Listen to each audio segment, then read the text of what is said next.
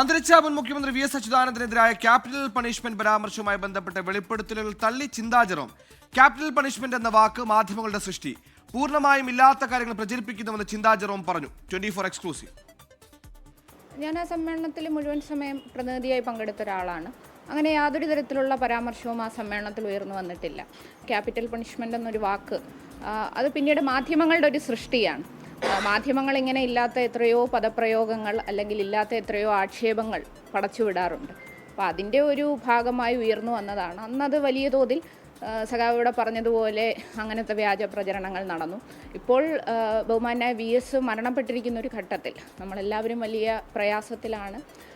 പക്ഷേ അങ്ങനെ ഒരു ഘട്ടത്തിൽ ഇങ്ങനെ ഒരു അനാവശ്യ വിവാദം ഉയർത്തിക്കൊണ്ടുവരുന്നത് അത് ദൗർഭാഗ്യകരമാണ്.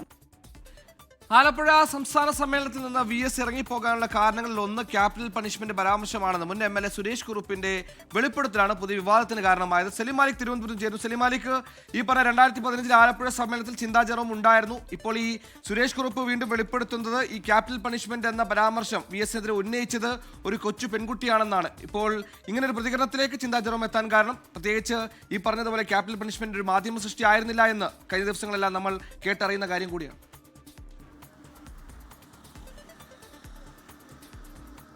സുഹൈൽ, ഈ അതുമായി ബന്ധപ്പെട്ട ആലപ്പുഴ സമ്മേളനത്തിൽ പങ്കെടുത്ത പ്രതിനിധികളിൽ ചിലരുടെ പ്രതികരണം 24 തേടിയിരുന്നു. അതിൽ നിന്നാണ് D K Murali M L എയും ഒപ്പം തന്നെ ചിന്താ ജെറോമും അക്കാലത്തെ ആലപ്പുഴയിലെ സമ്മേളനത്തിൽ പങ്കെടുത്തിരുന്നു.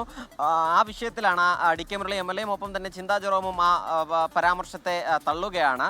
സുരേഷ് കുറുപ്പ് പറഞ്ഞ കാര്യം പൂർണ്ണമായും തള്ളുകയും അത്തരത്തിലൊരു പരാമർശവും നടത്തിയിട്ടില്ല എന്നുള്ളതാണ് ഇപ്പോൾ ഇരുവരും പറയുന്നത്. പക്ഷെ അപ്പോഴും പറയുന്ന ആ വിഷയം ഒരു മാധ്യമ സൃഷ്ടിയാണ് എന്നുള്ളതാണ് ചിന്താ ജെറോം പറയുന്നത്.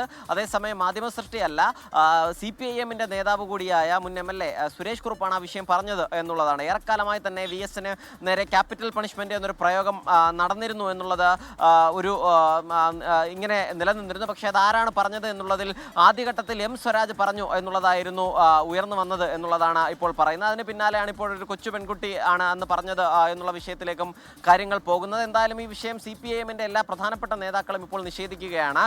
പാർട്ടിയിൽ പലതരത്തിലുള്ള വിമർശനങ്ങളും സ്വയം വിമർശനങ്ങളും ഉണ്ടാകാറുണ്ട്, പക്ഷേ വ്യക്തി അധിക്ഷേപം ഉണ്ടാകാറില്ല. അങ്ങനെ ഒരു പരാമർശമേ ആ സമ്മേളനത്തിൽ എവിടെയും നടത്തിയിട്ടില്ല എന്നുള്ളതാണ് ഇരു നേതാക്കളും ഇപ്പോൾ പറയുന്നത്. സുഹൈൽ, എന്നാലും 2011 തിരുവനന്തപുരം സമ്മേളനത്തിലാണ് എം സ്വരാജ് ഇത്തരത്തിൽ ക്യാപിറ്റൽ പണിഷ്മെന്റ് പരാമർശം നടത്തിയെന്ന വിവാദങ്ങൾ ഉയർന്നത്. എന്നാൽ 2015 സമാന പരാമർശം ഉണ്ടായി എന്നൊരു സ്ഥിരീകരണമാണ് സുരേഷ് കുറുപ്പിന്റെ ഇന്നത്തെ മാതൃഭൂമി ലേഖനത്തിലൂടെ പറയുന്നത്. എന്നാൽ അതെല്ലാം അന്ന് ആ സമ്മേളന കാലത്തിൽ പങ്കെടുത്ത പ്രതിനിധികൾ തള്ളുകയാണ്. സലിം മാലിക്കാണ് വാർത്തയുടെ വിശദാംശങ്ങൾ നൽകിയത്.